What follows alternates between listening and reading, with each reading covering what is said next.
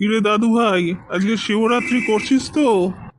হ্যাঁ দাদু, আজকে শিবরাত্রি করছি। আমি সকাল থেকেই উপোস করে আছি। রাত্রিরে একবারে পুজো করে জল খাবো। শিবের মাথায় জল ঢালবো, ঢেলে জল খাবো।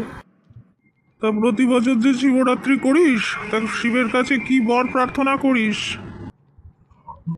কোনো বর প্রার্থনা করি না দাদু, এমনিই পুজো করি। সে কি রে, কোনো প্রার্থনা করিস না? প্রার্থনা না করলে তো পুজো সম্পূর্ণ হয় না।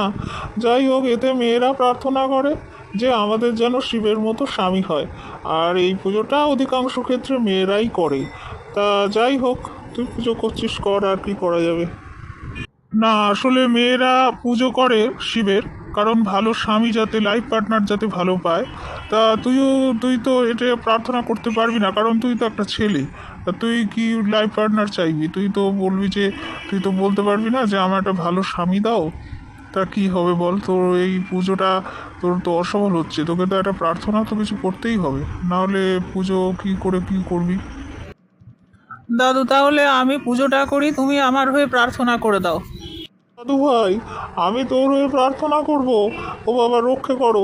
আমায় কোটি কোটি টাকা দিলেও আমি ওই প্রার্থনা করতে পারবো না। আমি এই কাজ কিছুতে করতে পারবো না যে আমায় একটা ভালো স্বামী দাও। তুমি বাবা নিজেই পুজো করো, তোমার প্রার্থনার দরকার নেই। তুমি আমাকে রেহাই দাও।